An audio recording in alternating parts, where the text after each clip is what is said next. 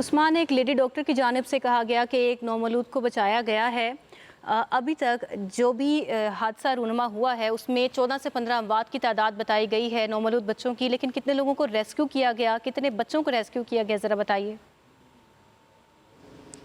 देखिए जी, ये जो चिल्ड्रन वार्ड है, इस चिल्ड्रन वार्ड के अंदर जो वो तकरीबन 16 के करीब बच्चे जो है वो मौजूद थे और बाहर तकरीबन 10 ख़वातीन और 2 मर्द जो है वो भी मौजूद थे। इनमें 14 बच्चे जो हैं, इब्तदाई तौर पर जो 13 बच्चे थे वो जाँ बाग हुए थे। एक बच्चा जो था उसकी हालत बहुत क्रिटिकल थी, जो बाद इंतकाल कर गया और उस अब तादाद जो है वो ये 14 हैं। और इनमें जो 2 बच्चों का बताया जा रहा है कि उनको रेस्क्यू किया गया है, उनमें एक बच्चे को जो स्टाफ है उस स्टाफ की जानिब से जो है वो रेस्क्यू किया गया था और उनमें ये बताया जा रहा है कि जो बाहर ख़वातीन थी 10 के करीब, उनको स्टाफ की मदद से रेस्क्यू एहलकारों ने जो है वो रेस्क्यू किया है। और अब ये जहाँ बाग होने वाले जो 14 बच्चे हैं, इनकी लाशें जो वो वर्षा के हवाले की गई हैं और अब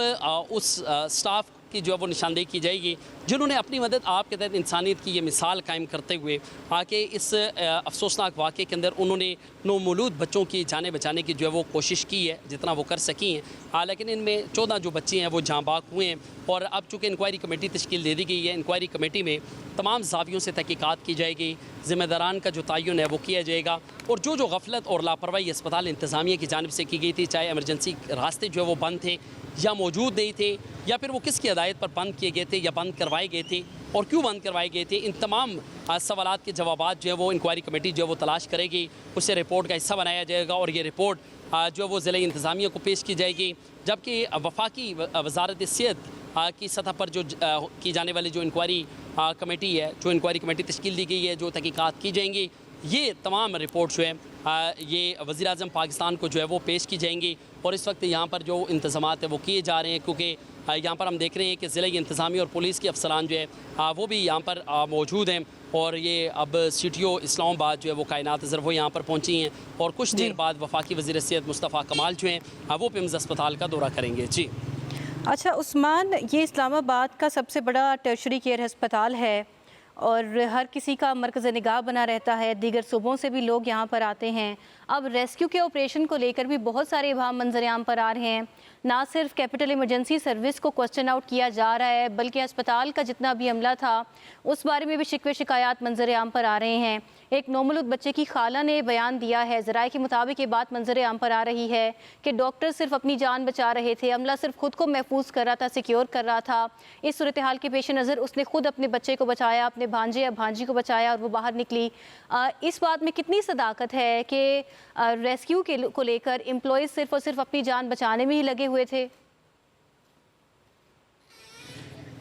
बिल्कुल आपने दुरुस्त बात की है, क्योंकि यहाँ पर बेशतर लोगों से हमारी जो बात हुई है उनका कहना था कि जो कि इस वाक़े के यानी शाहिद भी है, उन्होंने बताया कि